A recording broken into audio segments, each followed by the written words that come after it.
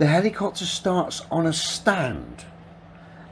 It has a tether on the top of the helicopter, which is to replicate Mars' gravity. Okay, I get that. G'day everybody, where's Wally here? Seems with that very sentence Adam just shot himself and all his attaboys in the collective foot. There is a tether on top of that helicopter, which is to replicate the Martian gravity. You say you get it, but do you actually get it, Adam? Do you? Do you really? Well, stick around folks, let's see if Adam gets it. I guess you're all thinking he's not going to get it. You're probably right. Rather than have this helicopter sat on the ground and then take off, proving flight within a vacuum or near vacuum-like conditions, the helicopter starts on a stand. When is it sitting on the stand, Adam? If you look at the original raw footage, at no point is the drone actually ever sitting on the stand. It is held by the tether at the top to replicate Martian gravity, and I think it's actually got a tether at the bottom to limit its range of movement. Well, you muffed that one up, didn't you, old boy? Well, it looks really much like you're not good at drones, Adam. You totally patted Mitchell from Australia on the back for faking a drone hover test, and so we tend to think that your sniff test is demonstrably broken, Adam. Twice. And in yet another demonstration about how little Adam knows about drones. Why couldn't he have just taken off the ground? The reason that this is not on the floor is that in mid-air it's actually harder to generate lift than on the ground, and that's due to a thing called ground effect. Look it up in Wiki next time before you make a video, Adam. And it would have been great to see the helicopter take off on its own accord rather than get yanked off the stand in the manner in which we're going to see very shortly, thus really exposing this for just nonsense rather than yanked off the stand. In this case, you're yanking your prop off the stand, thus cheating, thus giving the game away. So let's have a look.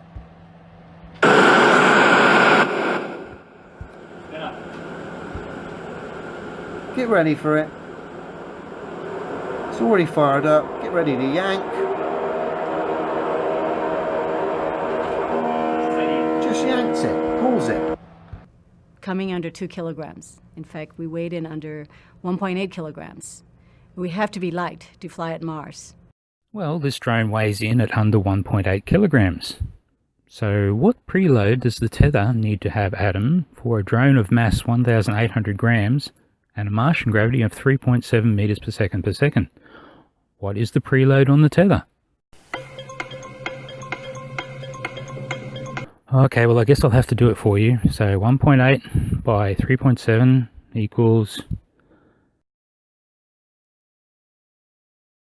6.66. Divide that by 9.8 is 0.67 kilograms. So that's going to be the weight of this 1.8 kilogram mass on Mars. So the tether has to provide 1.8 minus 0.67, about 1.13 kilograms of uplift in the tether. That's got to be made constant to simulate Martian gravity. Now the rotors need to only show that they can produce more than 670 grams of lift, and that is demonstrable by the drone moving up about 2 inches until the bottom tether takes up. I guess they just didn't want this drone going all over the place and possibly falling on the ground and breaking. It's probably worth $1 million or more. So where is the proof that it was yanked?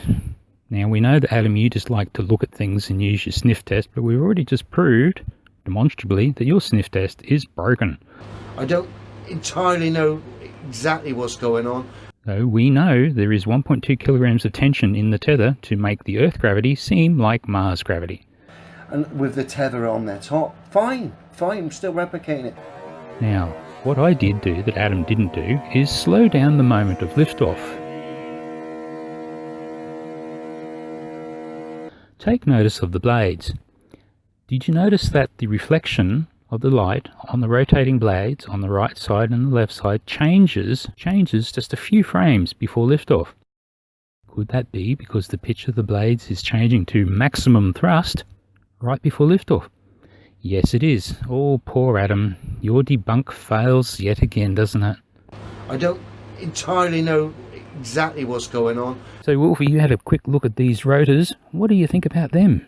Pretty awesome, aren't they? As you can see, it has a unique shape with a deep chord, and then it tapers out to a rounded edge. Now those are high lift, low drag propellers. They're out of this world, and this drone was able to fly for about an hour.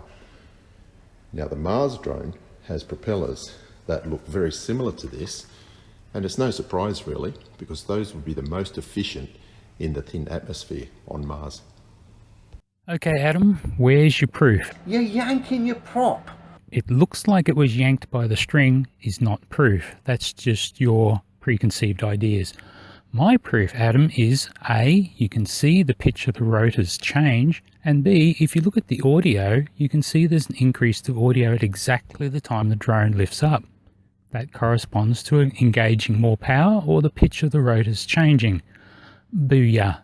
You're done, Adam. You blew it again.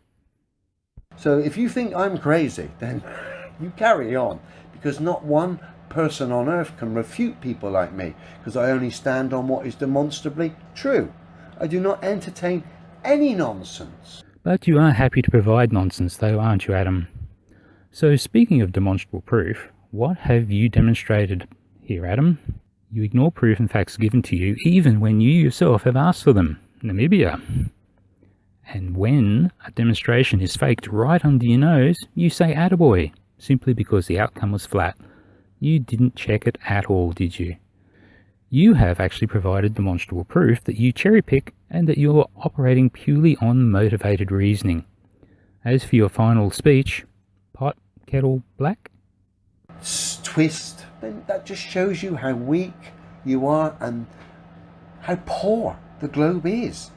I know it can't be easy trying to defend absurdities, but there got to be a point where you ask yourself, if you're genuine in your online defending this nonsense, why is it? Why am I continuing to defend this nonsense against people who can demonstrate their claims? There's no malice in my heart, despite the fact certain people doing videos about me all the time. Today we're going to have a listen to this lovely lady, and she is lovely, to be fair. I think her name's Mimi. First time on any other planet outside of our own Earth. Doing videos about me all the time. Wow, that's creepy, Adam. So not only have you reduced her to almost nothing by just saying she's cute, but remember, she's one person in the whole planet who has designed and led a team to build an off-world flying machine, and you are just a dime a dozen heavy plant operator, literally hundreds in every city around the world. Adam, you need a total perspective vortex to get a grip on your reality.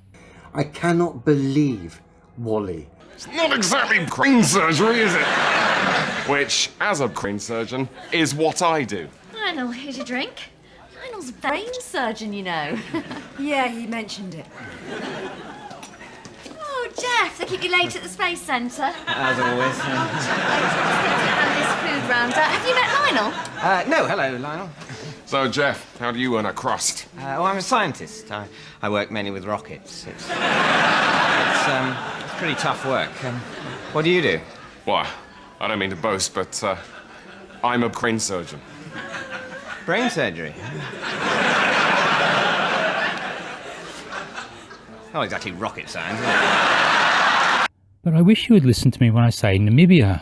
What are you going to do about that, Adam? We all really are waiting to see what this bad day that you promised, or was that just a whole pile of hot air? You can just admit that it was just bluster, and I'll let it drop. Up to you, Adam. Just say, yeah, Wally, that was just all bluster. I had no idea where I was going with it. Didn't think you were going to pick up on it. Just forget about it. I will. Well, let's have a little bit of fun at the end here, and let's look at the comment section. Oh, no fanfare. Well, he didn't listen, did he? He just assumed the vacuum meant a full vacuum. No, he didn't listen. Scott Hill. Well, because it isn't a vacuum, it's a Martian atmosphere replication. And the Martian atmosphere is a lot thinner than the Earth's atmosphere, but it isn't a vacuum and still able to transmit sound. Oh, Dim Dim is here too, and that's good to see that he's part of this takedown as well. Always fun to take down Dim Dim. Antonio, have a word with Adam. Tell him to man up and open up his comments. I mean, the only thing you ever did right was not hide in Coward's Castle like the rest of these clowns do. So you count demonstrable proof as worthy you're okay, do you, Adam? Well, then what about a simple demo of the ISS passing over Belgium? This is brilliant. That, dear Adam, is demonstrable proof. Anyone can do it. And as you've already admitted, Adam, you know that something is up there. So if you want to believe the ISS is real, let me clarify something. Yes, something goes across the sky. Adam has already admitted that there is something up there. Now add that to this demonstrable non-airfix image that anyone themselves can get. So when you add these two facts together, something up there and something up there looks like this, it's starting to look very much like the ISS is real, and that means the globe is real. Spin on cannonball. Well, Adam likes to mock me and say that I've got my feet pointing in the opposite direction to him. And I suppose he'll be thinking that all our drones are flying upside down. Well, Adam, I'm happy to say that all our drones fly exactly the right way. See? There's nothing that you're going to be able to say or do about this, because this is demonstrable proof that all our drones fly exactly as they are meant to fly. Sorry, Adam, you're busted yet again, mate.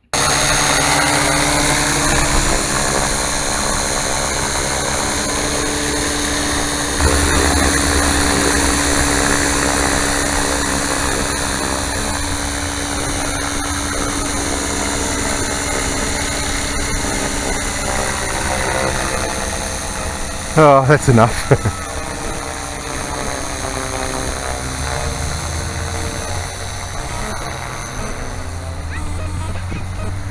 Oh.